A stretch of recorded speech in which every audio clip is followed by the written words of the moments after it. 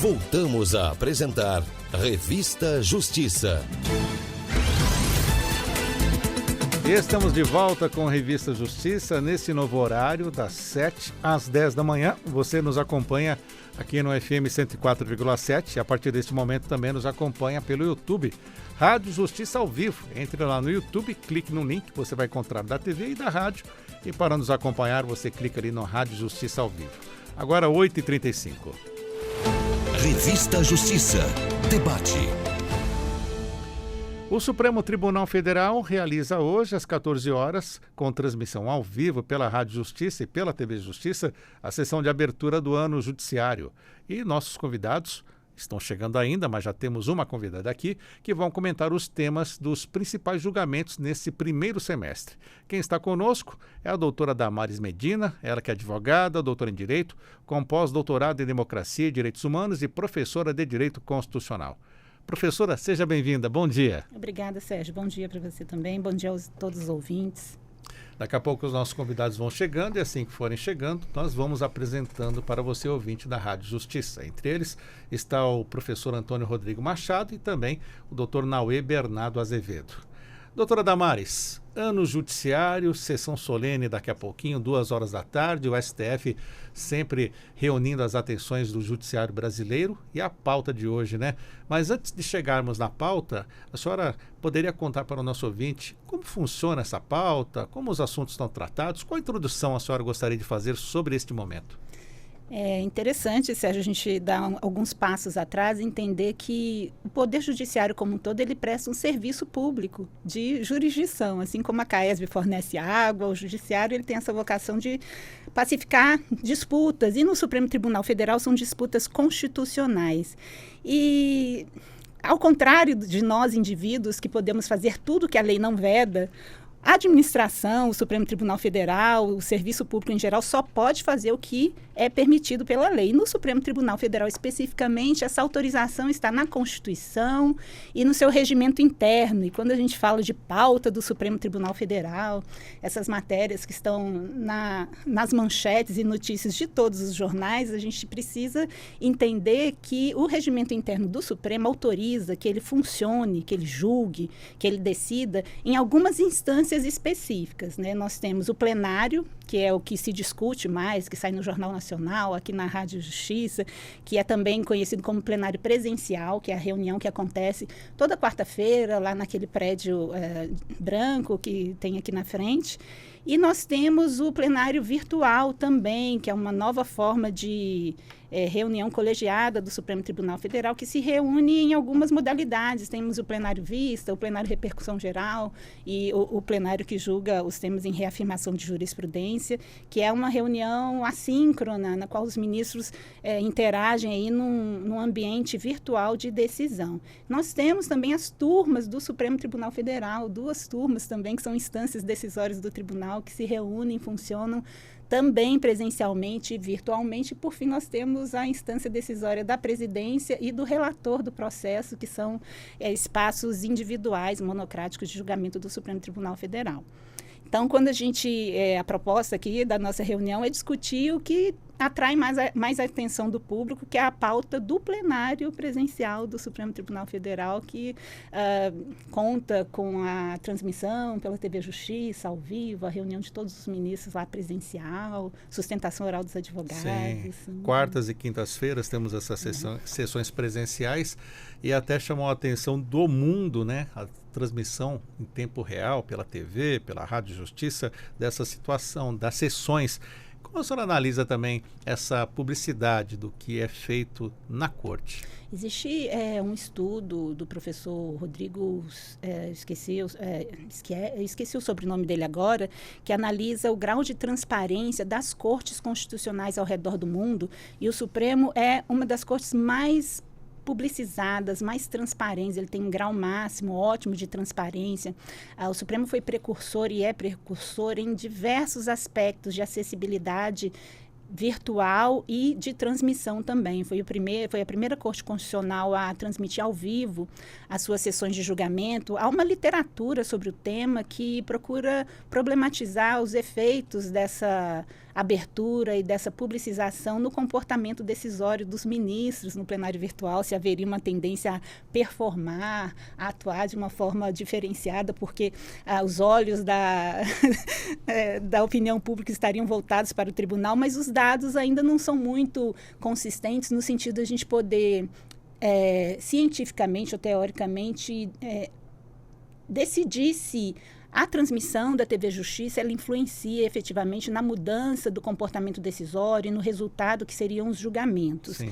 Há algumas cortes constitucionais, como o Canadá e na Nova Zelândia também, que vêm seguindo para e passo, não na mesma intensidade, mas com nuances, o exemplo do Supremo Tribunal Federal de transmissão das sessões de sua Corte Constitucional. Eu acredito que nenhuma ainda transmita ao vivo e sem edições. O Supremo ainda continua sendo um tribunal precursor nesse sentido, e também nos ambientes virtuais de julgamento, né? O Supremo Tribunal Federal é a Corte Constitucional, a única Corte Constitucional do mundo que é 100% digital e que não parou na pandemia, que estava completamente preparada para continuar oferecendo o serviço de prestação jurisdicional, mesmo em tempos de distanciamento, de lockdown. Então, eu analiso a TV Justiça, a Rádio Justiça e o plenário virtual e essas modalidades digitais de julgamento de uma forma muito positiva, porque eu acredito que elas promovam uma abertura procedimental, uma acessibilidade do cidadão ao que o Supremo faz, ao que o Supremo decide. Na perspectiva do plenário virtual, promove também a possibilidade de participação de outros advogados que não precisam se deslocar aqui para Brasília para atuarem na jurisdição constitucional. Então, a minha avaliação é muito positiva, em que pese, né, nós enfrentarmos algumas questões no que diz respeito à participação, ao debate, né, mas a minha avaliação é bem positiva. E quem chega aos estúdios da Rádio Justiça, o doutor Nauê Bernardo Azevedo, advogado, cientista político. Seja bem-vindo, doutor Nauê. Bom dia. Bom dia, Sérgio. Bom dia, doutora Damares. É um prazer estar aqui. Eu peço perdão pelo atraso. Sabe como é, né? Brasília... Choveu. Não, e o trânsito tá uma coisa de maluco. Muita obra por aí, né? Doutor Nauê, eu estava conversando aqui com a doutora Damares sobre a questão, né? Ela tocou num ponto importante, né? Que o Supremo Tribunal Federal tem as suas sessões transmitidas ao vivo, rádio, TV. Temos uma publicidade dos trabalhos que são feitos aqui na Suprema Corte. E como o senhor avalia também esta questão do Supremo ter essa transparência? Bom, por um lado é maravilhoso, porque nós somos um sistema de justiça muito aberto e eu desconheço outras iniciativas de Supremas Cortes que deem tanta transparência para aquilo que é julgado no seu próprio âmbito.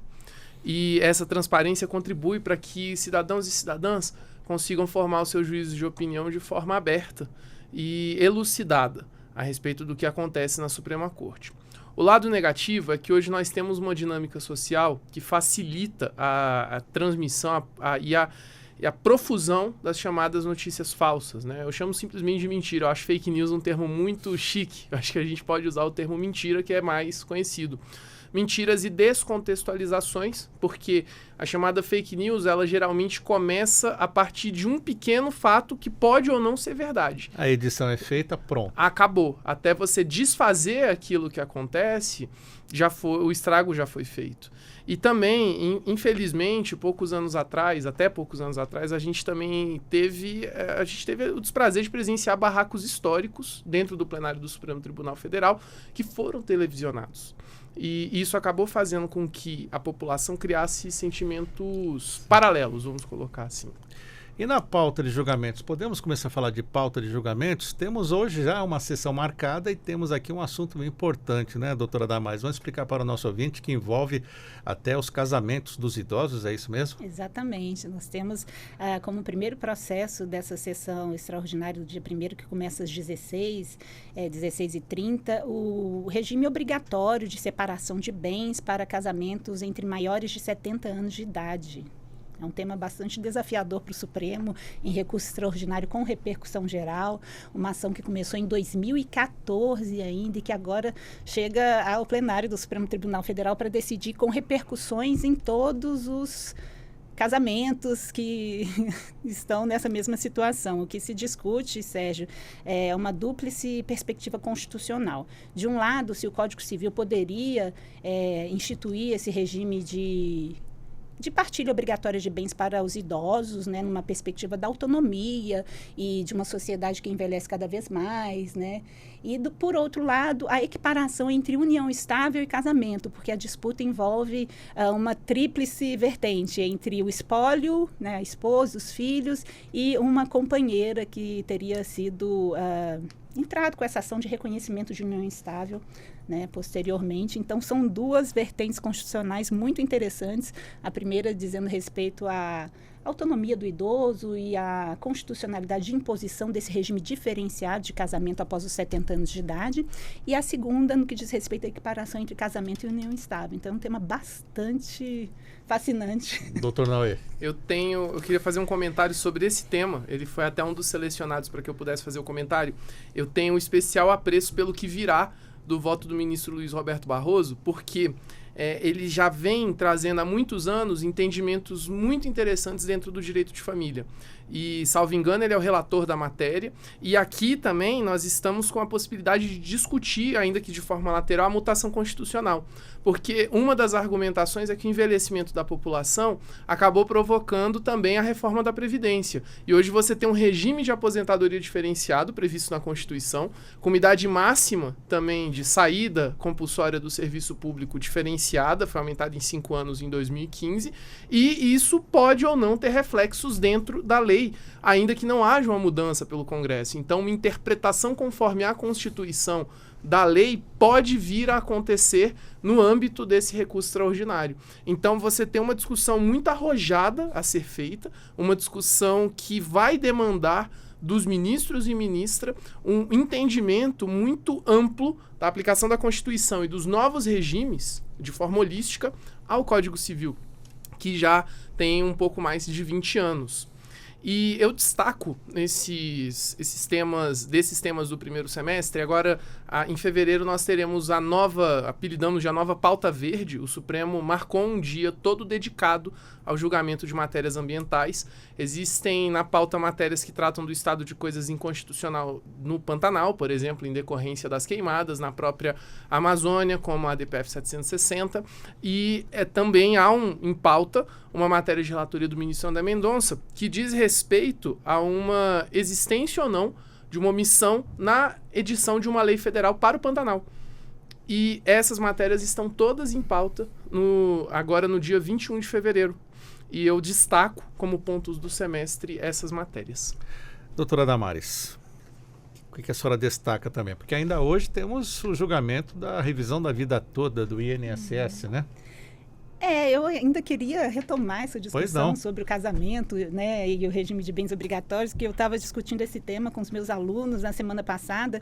Eu tenho uma aluna, a Alicia, que ela trouxe um argumento assim insuperável, né? Se os ministros podem decidir o futuro do país e a constitucionalidade até os 75 anos, por que o idoso não poderia escolher o seu regime de bens, né? Então, eu acho que é uma questão de atualizar aí o nosso cenário de envelhecimento. E também, na semana que vem, né, no dia 7, especificamente de fevereiro, marca a primeira sessão ordinária do Supremo Tribunal Federal com processos super interessantes. Qual deles? Bom, eu destacaria o recurso extraordinário, até anotei aqui o tema, que diz respeito à dispensa imotivada de funcionários de empresas públicas, sociedades de economia mista, e é uma discussão super fascinante, porque envolveu vários amici curiae que ingressaram, todos defendendo que, uma vez contratado por concurso público, esses empregados, esses funcionários não poderiam ser imotivadamente dispensados. Então, é um tema também que tem repercussão viva para toda a sociedade, que vai definir aí os limites do inciso 11 do artigo 37. Doutor Antônio Rodrigo Machado chegou também para completar esse time, um ótimo time, né? Por falar nisso, advogado de agentes públicos, mestre, doutorando em Direito, professor. Seja bem-vindo, bom dia. Bom dia, Sérgio. Bom dia a todos os ouvintes da Rádio Justiça. Um pouco de dificuldade de chegar aqui ao STF. Abertura do ano judiciário, a segurança está um tanto quanto mais cuidadosa. Então eu cacei para encontrar um lugar para estacionar o carro aqui hoje. Então Meu atraso se deve à segurança do Supremo Tribunal Federal, algo que já me permite entrar no tema da nossa conversa de hoje. Eu acho que 2024 ainda será muito marcado por tudo aquilo que nós vivenciamos em 2023, no 8 de janeiro de 2023. E acho que a pauta do Supremo ainda será muito instigada a se manifestar sobre diversos acontecimentos do 8 de janeiro de 2023. Seja do ponto de vista do julgamento das ações penais, seja do ponto de vista da análise de condutas de parlamentares. Eu acho que esse é um ponto que eu considero bastante interessante. O 8 de janeiro ainda é algo muito vivo na memória do Supremo Tribunal Federal, e não é à toa. Nós tivemos um começo de ano, há mais de um ano, né? Nós tivemos um começo de 2020, no começo de 2023, o Supremo invadido, o Supremo quase que destruído o seu plenário, com absurdos em termos de desrespeito, absurdos em termos de destruição, de dano. E acho que aquela data é uma data que vai continuar viva na pauta do Supremo em 2024. Eu acho que uma das consequências dessa vivacidade do tema pode ser também a rediscussão da interpretação do Supremo sobre o foro por prerrogativa de função. Talvez, né, apenas aqui fazendo uma análise, eu acredito que esse é um tema que também pode voltar na pauta do Supremo e pode ser, sim, uma discussão super relevante. Até porque nós estamos vivendo um momento de atritos entre os poderes, poder executivo, poder legislativo e poder judiciário, em especial o limite do papel de investigação a partir de decisões do Supremo Tribunal Federal sobre parlamentares. Então, é possível que esse seja um tema. Eu diria que a minha primeira aposta é que 2023 continuará na pauta de 2024 através do 8 de janeiro. E em termos de discussão constitucional relevante, eu diria que foro por prerrogativa de função, o chamado foro privilegiado, é algo que pode retornar à pauta do Supremo para uma discussão relacionada a alguns pontos naqueles que são denominados atos antidemocráticos, em especial o 8 de janeiro. O senhor concorda, professor Naue? Concordo. É um raciocínio muito perspicaz, como sempre, do professor, né? E é interessante porque a questão do foro por prerrogativa de função foi discutida com bastante amplitude em 2018, por meio de uma questão de ordem dentro de uma ação penal em específico. E o Supremo, ele acaba tendo que entrar novamente nesse ponto, porque os últimos anos, sobretudo 2023, tendo seu ápice no 8 de janeiro, trouxeram novos desafios para a aplicação da justiça, para a investigação e para a elucidação de fatos, sejam eles criminosos ou não, a investigação deve definir, e isso de uma certa forma, mistura com o papel de algumas autoridades que possuem o foro por prerrogativa de função. Então, esse tema vai continuar vivo por algum tempo na pauta do Supremo, também porque nós estamos falando de um evento muito traumático, talvez o evento mais traumático desde a Constituição de 1988, visto que os atos de 8 de janeiro deixaram marcas indeléveis na nossa democracia. Principalmente o Supremo, parece que a maior parte do ódio foi muito destinada ao Supremo. O que fizeram nesse prédio é uma coisa que não deve ser esquecida e deve haver justiça em relação a isso. Então, concordo que haverá desdobramentos disso e também não podemos esquecer do que está em curso e do que vem sendo muito noticiado, que também diz respeito a atos antidemocráticos. Doutora Damares Medina, acredito que também o 8 de janeiro foi tema de várias aulas, né? Sim, eu acho muito interessante a colocação do Rodrigo, porque nós começamos o programa falando dos espaços decisórios do Supremo Tribunal Federal. E quando a gente discute a pauta, a gente está falando da pauta do plenário presencial, que é um espaço de gestão política do presidente do tribunal. Então, é importante a gente ter em mente que nessa gestão política da pauta do plenário, que é diferente da pauta do plenário virtual, que cada relator pode comandar a uma pulverização institucional desse poder da presidência, nesse redesenho do Supremo Tribunal Federal, na pauta do plenário, o presidente, o ministro Luiz Roberto Barroso, ele tem que levar em consideração também os afluxos institucionais dos demais poderes, e me chamou a atenção, eu concordo com a avaliação do Rodrigo, no sentido de que A competência originária, competência penal do Supremo é um tema que não vai nos deixar tão cedo, sim, mas a semana anterior e os desdobramentos dos inquéritos e as operações deflagradas pela Polícia Federal, na minha visão, no meu sentir, indicaram para o início de ano judiciário um pouco afastado desses temas muito candentes de ações penais originárias, para tentar realmente equilibrar esse jogo entre opinião pública, demais poderes, reações do Legislativo, do próprio Poder Executivo. Então, a presidência do Supremo, na dinâmica dessa pauta do plenário presencial e desse auditório público que todo mundo pode assistir, é bastante sofisticada e difícil de equacionar para tentar resolver todas essas questões constitucionais do dia a dia da nossa vida e ainda esse equilíbrio instável entre os demais poderes, tendo em vista os acontecimentos do dia 8 de janeiro, que ainda são muito recentes na nossa história e tem reflexos, né, não só no Supremo Tribunal Federal, mas todo mundo que é aqui de Brasília, acho que vive isso todo dia. O coração, às vezes, chega a doer lá no fundo um pouquinho, porque a gente sentiu um pouco a nossa casa invadida também, né? Doutor Antônio Rodrigo Machado, além dessa questão do 8 de janeiro, algum tema também que podemos destacar inicialmente nessa primeira parte do nosso debate? Eu diria que nós temos aí dois temas que, na verdade, são dois nomes que precisam chegar ao nosso debate, porque vão alterar e muito algumas questões dentro do Supremo Tribunal Federal. É o novo Procurador-Geral da República, o Paulo Gonet. Querido professor Paulo.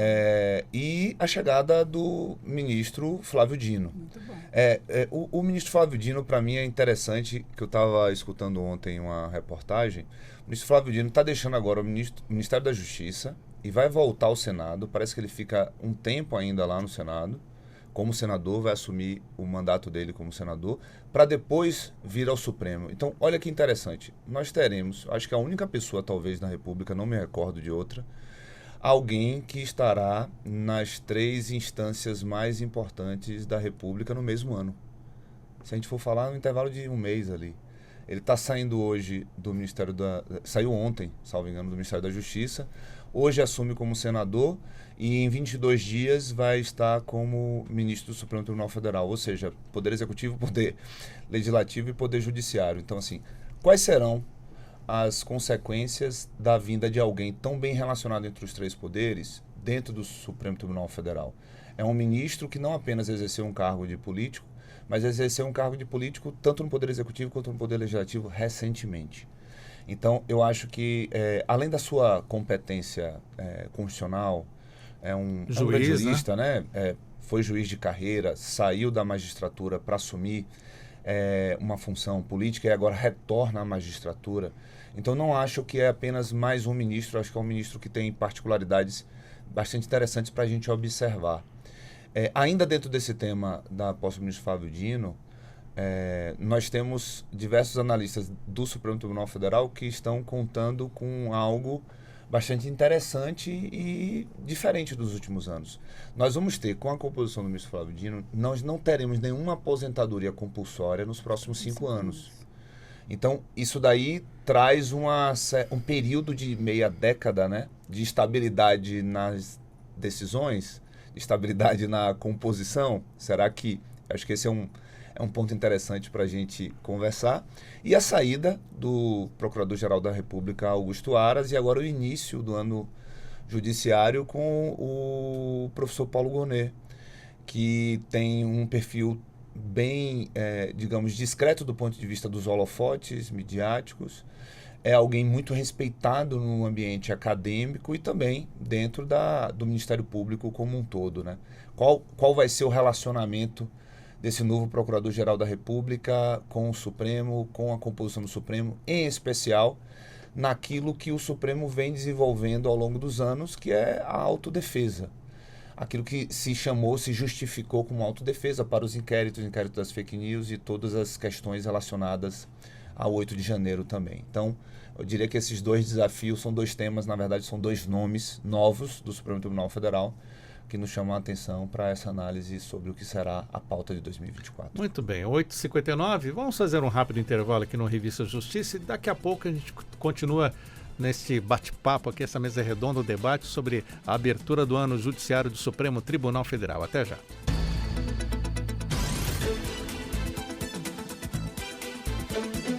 Estamos apresentando Revista Justiça.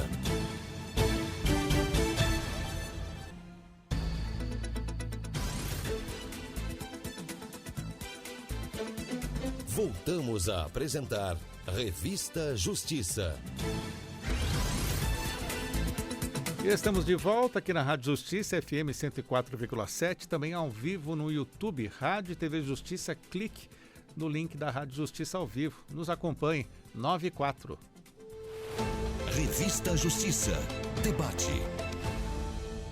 Vamos então continuar o nosso debate de hoje. Temos como tema a abertura do ano judiciário, vários temas que o Supremo Tribunal Federal vai ter que julgar neste ano. Estamos aqui com os nossos convidados.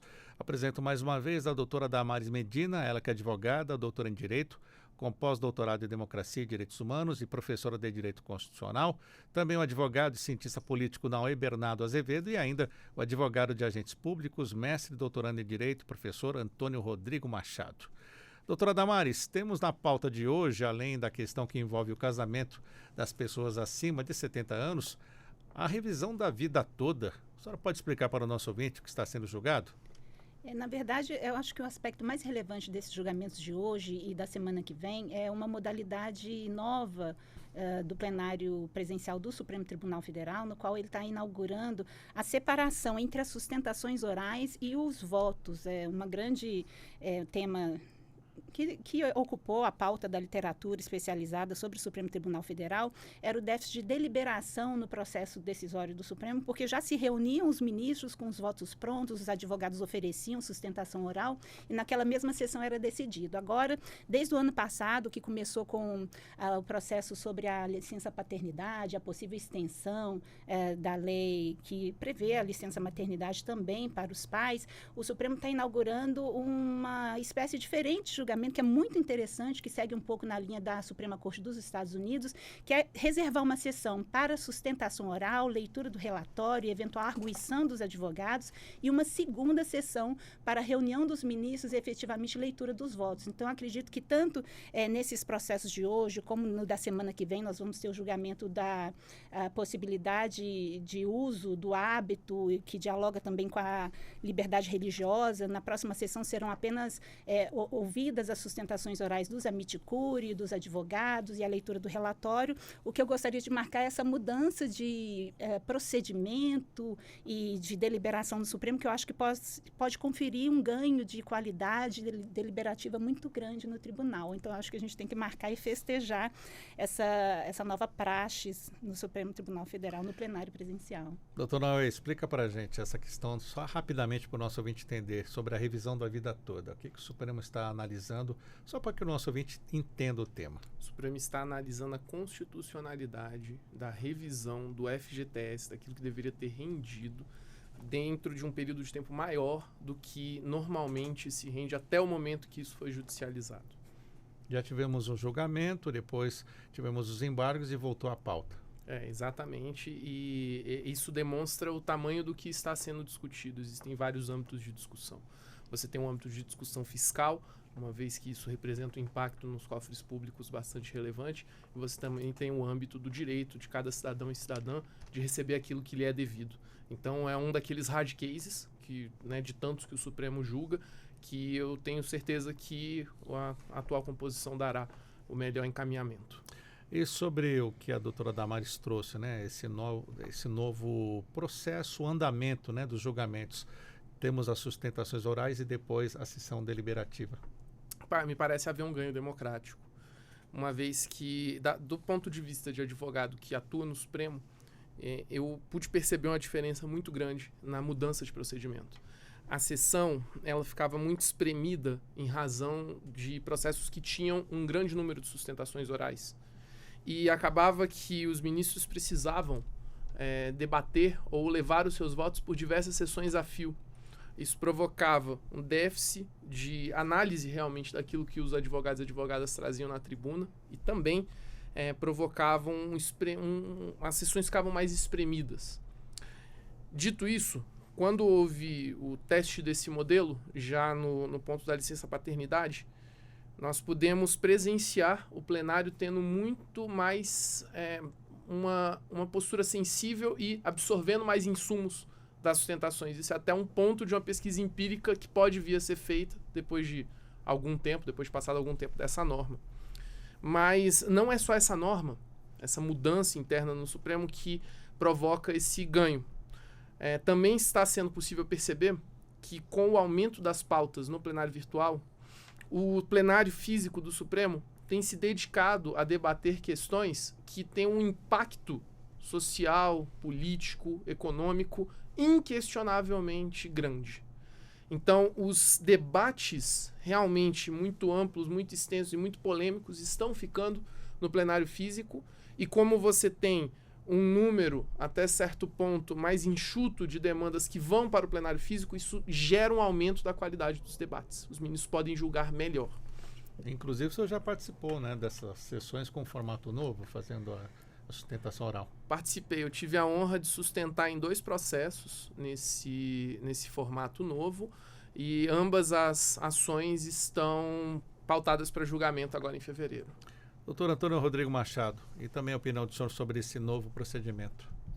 Eu acredito que o ministro Barroso, ele é um ministro que ele chega para transformar, através da presidência, né, transformar todos os trabalhos dentro do STF. Ele já fez isso quando ele lança, desde que ele iniciou a função de ministro, ele que inovou a questão da definição dentro do plenário, durante o julgamento, da tese jurídica aprovada no Supremo, né? Ele que traz essa inovação, e eu me lembro que já no começo ele tinha essa necessidade de fazer do julgamento do Supremo algo mais explícito e trazendo uma eficiência dentro daquilo que tem como repercussão. Isso que o Naue falou, que eu considero interessantíssimo, que nós temos uma Suprema Corte com um número de matérias sob a sua competência, que é um número muito extenso, né?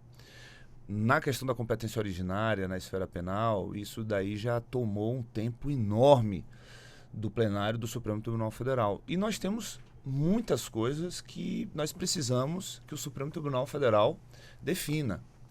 Eu, na condição de professor de Direito Administrativo, por exemplo, vejo uma necessidade enorme para que o Supremo ele defina de uma vez por todas se a reforma da Lei de Improbidade Administrativa ela vai... O que é que vale, o que é que não vale, o que é que dialoga com a Constituição, o que é que não dialoga com a Constituição. Tudo bem, temos uma liminar do ministro Alexandre de Moraes, já foi confirmada pelo plenário, mas é uma reforma de 2021 que até hoje a gente não tem ainda segurança jurídica para saber o que de fato vai estar com a validade assegurada pelo Supremo Tribunal Federal ou não.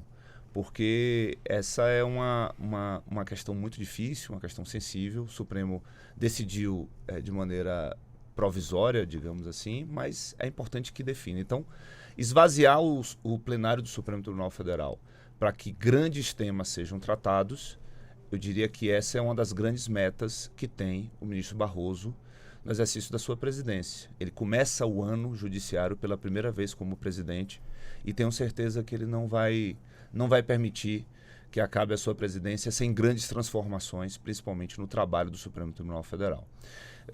Por fim, ainda nesse tema, nós sabemos que existe um conflito explícito entre o Poder Legislativo e o Poder Judiciário, em especial o Supremo Tribunal Federal, porque o Congresso Nacional pautou e vem discutindo a reforma legislativa sobre o Supremo Tribunal.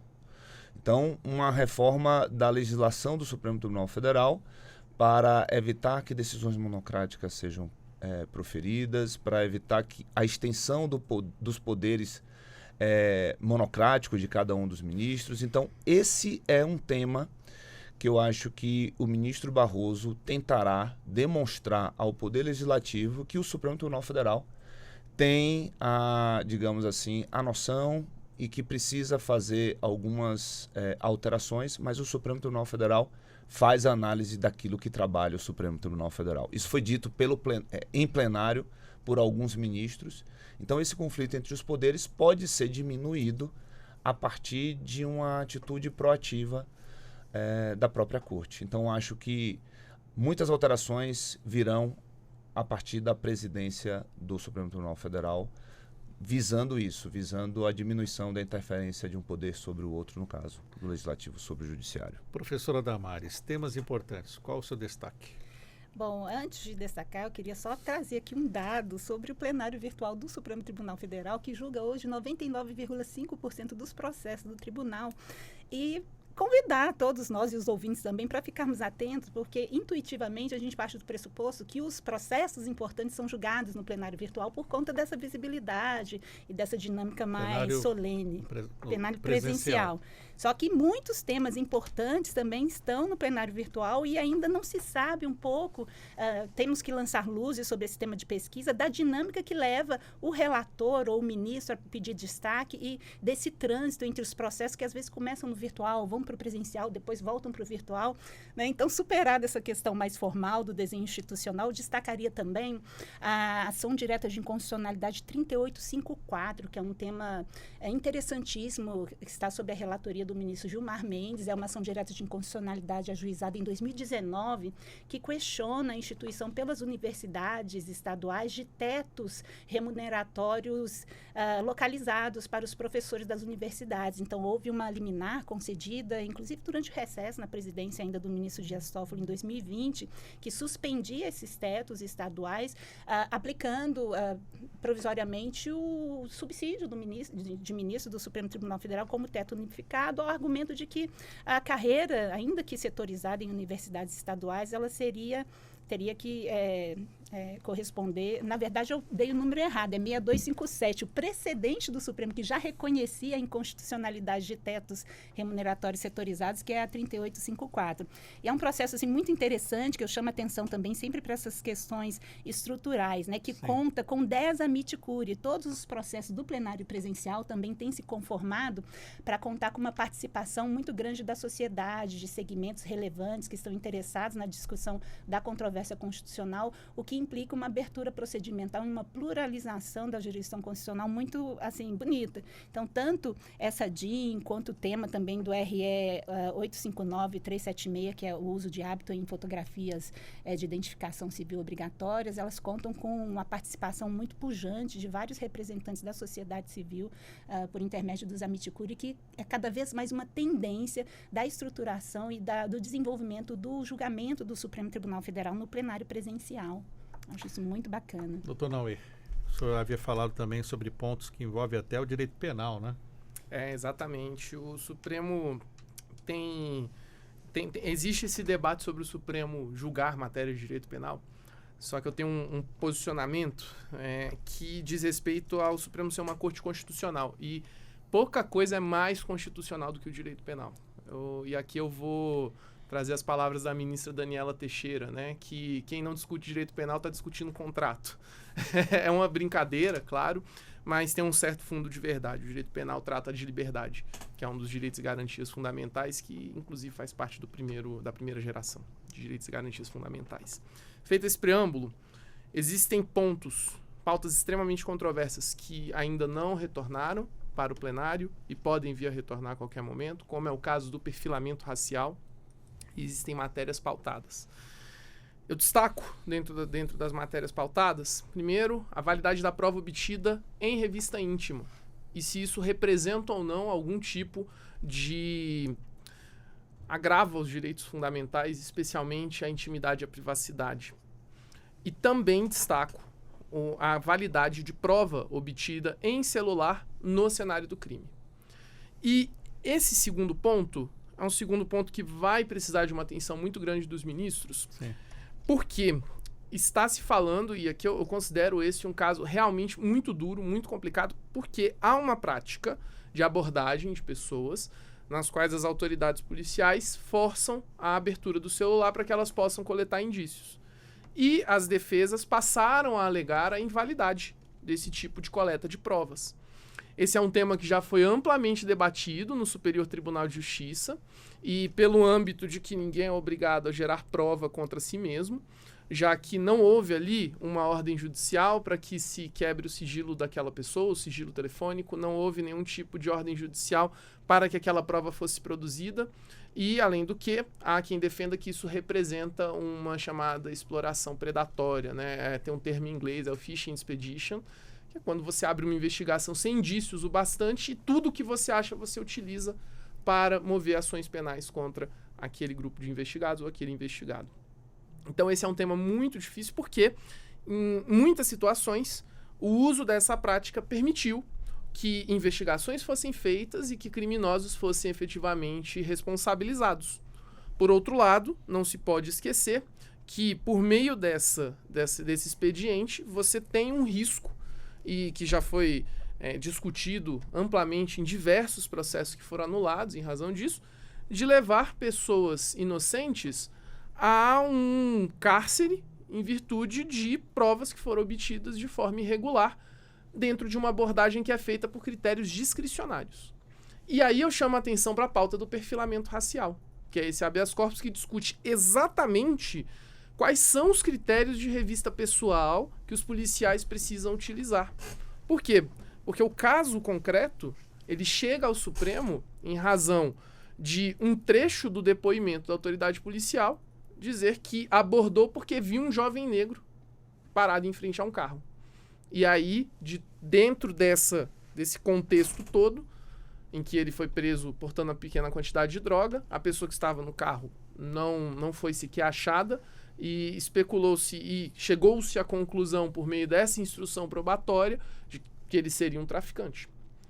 E aí discute-se, peraí, se fosse uma pessoa branca parada em frente ao carro, essa pessoa teria sido perseguida? Essa pessoa teria sido presa? Como que isso teria acontecido? Então todos esses temas se relacionam, exatamente por conta da profundidade discriminatória que nós temos na sociedade brasileira. E com a previsão de pauta para o julgamento desses temas? Salvo engano, estão previstos para fevereiro e março. Eu acho que no caso da quantidade de droga, no caso, quantidade de maconha, tem um pedido de vistas do ministro André, e no caso do perfilamento tá 3-1 contra a consideração do racismo, né? O ministro Edson Fachin. Eu acho que Naue ele foi muito feliz quando ele faz a comparação, porque nesse caso do perfilamento racial, o perfilamento racial é muito interessante ser discutido a partir do que é a atuação da administração pública.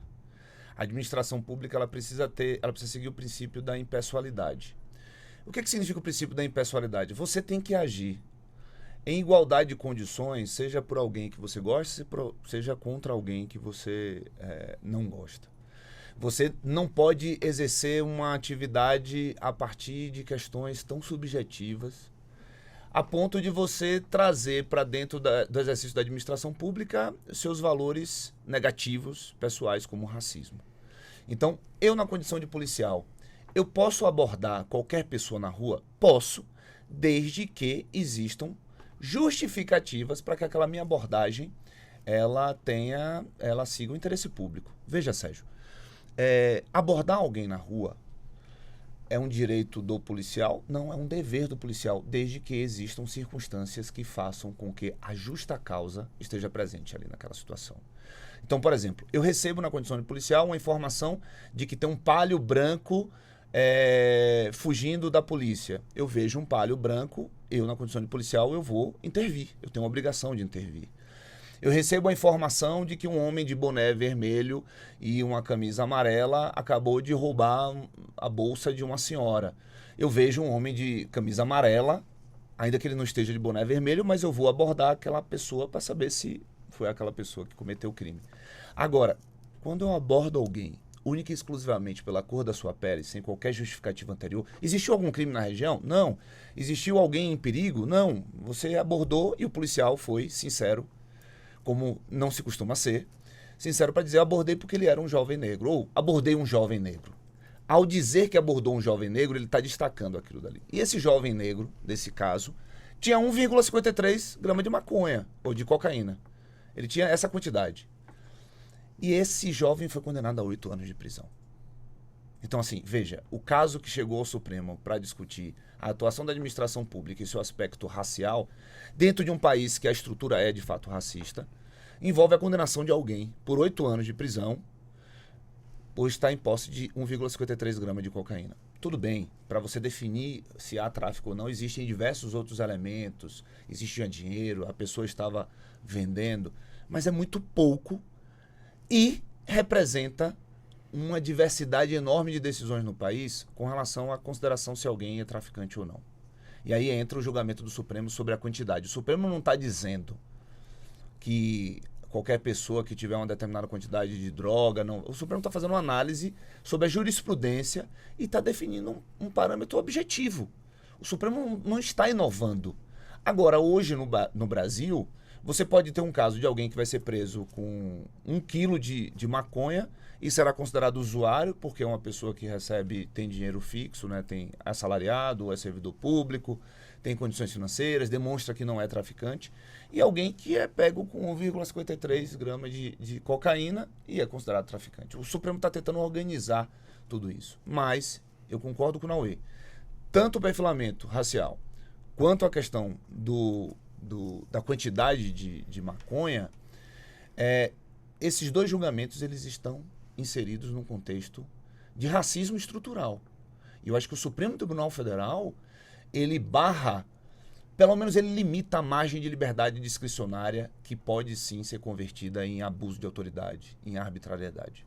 Professora Damares, além desta questão, né, da discriminação racial, temos outros temas também? Ou a senhora quer complementar ainda esse raciocínio? Eu gostaria de destacar um tema que está na pauta do dia 8, acho que é quinta-feira que vem, da semana que vem, que é a reclamação 64018, que diz respeito ao tema 725 do Supremo Tribunal Federal e a uberização, a plataformização da sociedade. Nós tivemos aí, nesse tema do Supremo, que já tinha sido apreciada em ação direta de inconstitucionalidade, a DPF, a definição de alguns critérios que não conduziriam necessariamente a fixação de relação de emprego entre essas plataformas de prestação de serviço e não só o usuário, não, quem fornece, quem efetivamente presta o serviço. E há, na verdade, um movimento da Justiça do Trabalho, do Tribunal Superior do Trabalho, em dificuldade de adequar o tema à sua ratio decidendi, o que o Supremo decidiu, às situações concretas que vão sendo decididas no âmbito da Justiça do Trabalho, o que acabou, na verdade, a repercussão geral, o tema de repercussão geral, ele surge como uma forma de abstrativização do controle e de solução única para diversas controvérsias. Mas na aplicação desse tema, várias decisões foram se distanciando dessa tese fixada pelo Supremo Tribunal Federal e gerando uma avalanche de reclamações para o tribunal, que é um tipo de ação que o Supremo recebe quando o tema de repercussão geral, a decisão com eficácia vinculante dele é descumprida. Então, está na pauta dessa quinta-feira também esse tema que eu acredito que seja relevantíssimo, porque traz também essa pressão numérica para o Supremo Tribunal Federal, é uma reclamação da relatoria do ministro Alexandre de Moraes, e que vai tentar, no plenário presencial, oferecer contornos mais nítidos de como a Justiça do Trabalho, o Tribunal Superior do Trabalho, deve aplicar e efetivamente decidir de acordo com o tema 725 do Supremo Tribunal Federal, no que diz respeito à prestação de serviço nessas plataformas aí. Doutor Naue, temos esta realidade que estamos vivendo, os aplicativos sendo utilizados e os empregos também. E como o senhor também analisa esse julgamento sobre se há vínculo empregatício ou não quando a pessoa opta por prestar serviço por uma plataforma? É interessante porque existem dois lados, né? O professor Fred Didier, ele traz uma análise de que o processo judicial ele integraliza a aplicação da lei. Então, conforme os tribunais vão julgando, você vai tendo um âmbito de aplicação mais fechado da lei e uma objetivização da aplicação dessa lei. A lei sai ali do abstrato e começa a incidir efetivamente sobre o concreto a partir da valoração de um fato jurídico. Perfeito.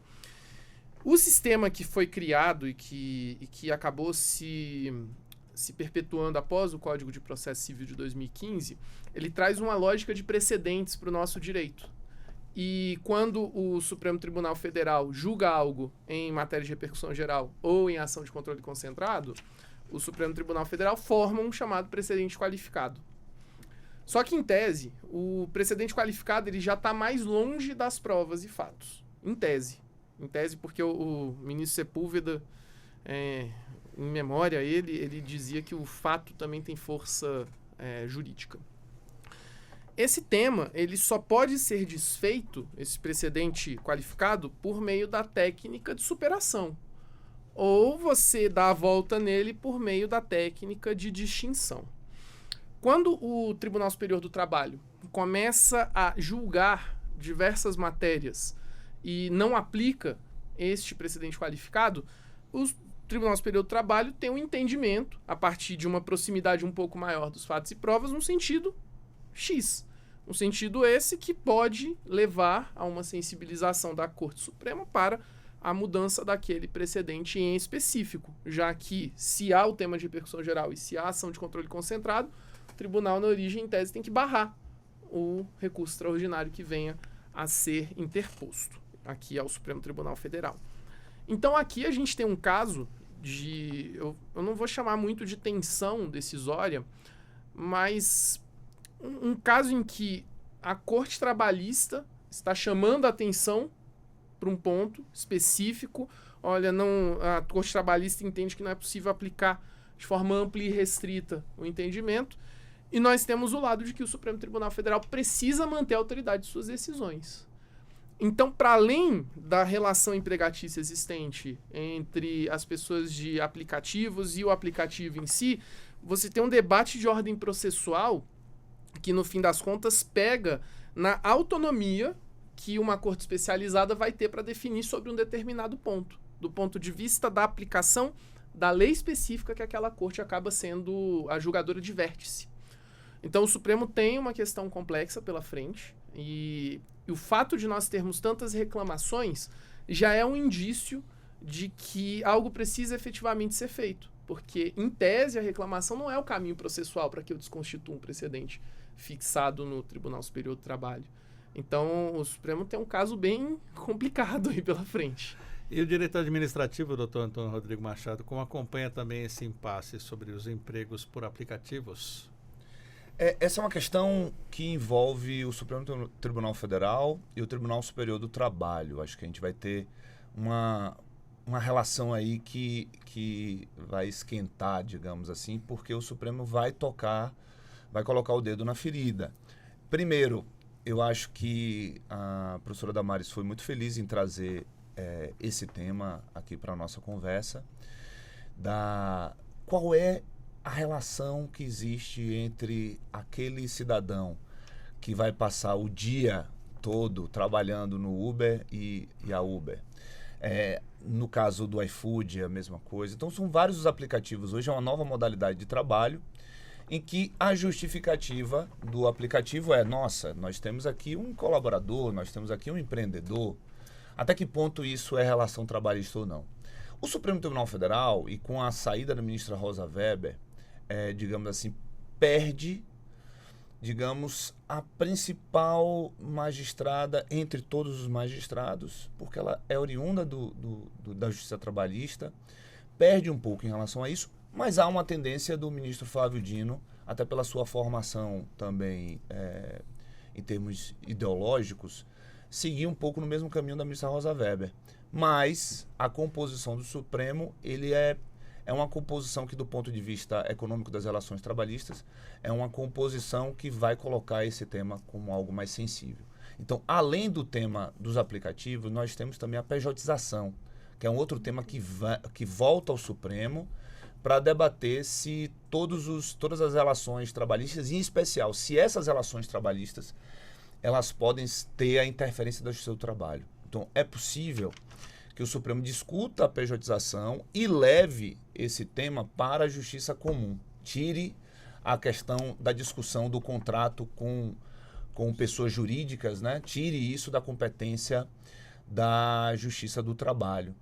Um outro tema que aí sim de direito administrativo que a professora Damares trouxe foi a questão da dispensa imotivada de empregados públicos concursados. A professora Damares trouxe isso já tem uma meia hora. Mas que esse é um tema muito interessante do ponto de vista do direito administrativo, porque já foi discutido pelo Supremo no caso dos Correios, retoma agora, salvo engano, com o empregado do Banco do Brasil, Sim. salvo engano Sim. é um empregado do Banco do Brasil, E a gente vai ter novamente essa discussão agora mais ampliada dentro do Supremo Tribunal Federal, que já tinha decidido que, ainda que não tenha direito à estabilidade, para ser demitido ele precisa ter uma motivação. E, consequentemente, quando você exige a motivação, você também impõe um dever de controle. A exigência da motivação é mais ou menos dizer o seguinte, Sérgio, para o nosso ouvinte. A Sociedade de Economia Mista e a empresa pública são duas entidades da administração pública indireta. É uma espécie de Estado empresário. E aí, para que o Estado contrate essas pessoas, faz concurso público, mas muitas vezes na hora de demitir diz, olha, estou com raiva de você, vai embora, eu não preciso nem dizer por que eu estou demitindo. Como é na iniciativa privada, né? Principalmente no estágio probatório. Exatamente. Então, quando o Supremo debate o tema e diz precisa de uma motivação, está dizendo, olha, você não pode demitir porque o Antônio Rodrigo é feio, não. Você tem que demitir por alguma coisa que ele fez. Então, se eu digo que eu demiti Antônio Rodrigo pelo fato de Antônio Rodrigo ser portador de uma doença, ou pela cor da pele dele, ou pela sua orientação sexual... Não, torcedor do Bahia e a unanimidade, né? Não tem quem... É justa causa. Não, justa causa não, pelo amor de Deus. Eu sou suspeito que o Everton Ribeiro tá lá. Tá, então, eu tá sou lá, suspeito. Tá lá. Pois não. É outro patamar agora, né? É, outro patamar. exatamente. Sérgio, você complicou. Aí, se ele demite por algo que não tem o abraço constitucional, aquela decisão pode ser anulada. Então, obrigar a motivar significa que você pode permitir o controle. Então, esse é um tema que a professora Damares trouxe aqui, que eu renovo a discussão sobre ele. Professora Damares e demais convidados, nosso tempo já está acabando, né? Falamos aqui sobre a abertura do ano judiciário, as pautas do Supremo Tribunal Federal. Quero agradecer a sua participação, doutora Damares, advogada, doutora em Direito, com pós-doutorado em Democracia, Direitos Humanos e professora de Direito Constitucional. Obrigado por estar aqui nesta manhã, nesse novo horário aqui dos debates do Revista Justiça, e quais as suas considerações finais e perspectivas para 2024? Eu acho que nós teremos um ano muito animado na perspectiva constitucional do Supremo Tribunal Federal, que é um tribunal muito dinâmico, pujante e que tem se desincumbido com louvor dos desafios da nossa democracia constitucional, que são muito exigentes, né? A gente pode falar em resiliência constitucional, nossa sociedade é multicultural e bastante diversa e heterogênea, e o Supremo tem se mostrado cada vez mais à altura dos desafios que vêm se apresentando a ele. Gostaria de agradecer o convite, o debate, e foi muito bom participar aqui com você hoje pela manhã, e agradecer os ouvintes também da Rádio Justiça nessa manhã de quinta. Muito obrigado. Dr. Nauê Bernardo Azevedo, advogado e cientista político, obrigado por estar conosco aqui na Rádio Justiça. E quais as suas considerações finais sobre esse tema tão importante e o que teremos para 2024? Primeiro, agradecer o convite, agradeço aos ouvintes pela paciência que ainda está nos acompanhando. É uma honra estar aqui sempre. E é muito bom estar aqui porque nós estamos no Supremo Tribunal Federal, que resistiu a uma tentativa de derrubada por meio violento. E isso não pode, de forma alguma, ser esquecido. Esses ecos, eles precisam servir para que a gente entregue a legitimidade e reforce a legitimidade dessa corte que vem reagindo de uma forma tão importante aos desafios que lhes são impostos. Dito isso, eu primeiro espero que o mês de fevereiro, principalmente, não seja tão longo quanto janeiro. Janeiro com suas 84 semanas. 84. E que também nós consigamos separar esses debates que dizem respeito a questões laterais dos grandes debates que são destinados à Suprema Corte. A Suprema Corte tem desafios cotidianos com os processos que chegam a ela, e foi o ministro Gilmar Mendes, salvo engano, que cunhou a frase: a Suprema Corte erra por último.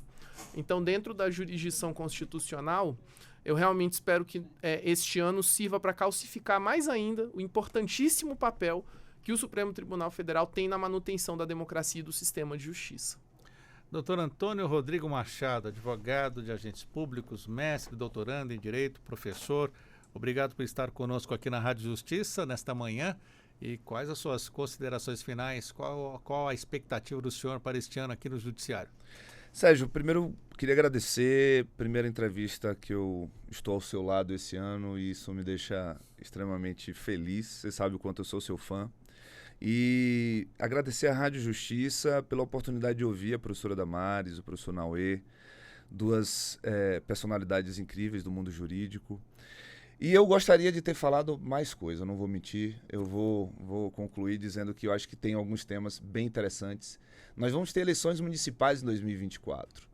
E a responsabilidade das Big Techs, eu acho que seria um tema muito bom da gente discutir, porque eu acho que o Supremo tende sempre a demarcar algumas posições mais difíceis nas eleições municipais para evitar o peso das eleições gerais 2 anos depois. Então esse é um tema interessante. A questão do marco temporal, que aí teve decisão do Supremo, nova legislação do Poder Legislativo, veto do Presidente da República, retoma a derrubada de vetos do Poder Legislativo. Mesma situação da vaquejada, não? É bem próximo a isso, e a gente pode ter uma nova análise do Supremo sobre a questão do marco temporal das terras indígenas no Brasil. Tem a questão da licença paternidade, que o Supremo deu 180 dias para o Congresso legislar. E aí? Como é que vai ser isso? Então, muitos outros temas sobre a pauta do Supremo. Desejamos ao ministro Barroso que tenha um ano com muita paciência, com muita tranquilidade, mas com muita eficiência também à frente da nossa Corte Constitucional, e desejar que o nosso país conclua 2024 um país melhor para se viver, para se morar, e que todos nós tenhamos um ano fantástico. E dizer também que eu concluo essa entrevista já no ritmo de carnaval, né? Estarei em Salvador, então a pauta do Supremo Tribunal Federal é importante, mas a pauta do carnaval também precisa estar na Rádio Justiça. Aguardo convites para entrevistas sobre esse assunto. Debater a constitucionalidade da música do carnaval de cada ano. Exatamente, né? Acho importante. Muito obrigado pelos nossos convidados estarem aqui conosco na Rádio Justiça nesta manhã de quinta-feira. Daqui a pouco, 14h, tem a abertura do ano judiciário com transmissão pela Rádio Justiça, TV Justiça e também pelo canal do STF no YouTube. Muito obrigado a todos. O Revista Justiça faz o intervalo e daqui a pouco vamos ter o segundo giro do Poder Judiciário Brasileiro. Até já.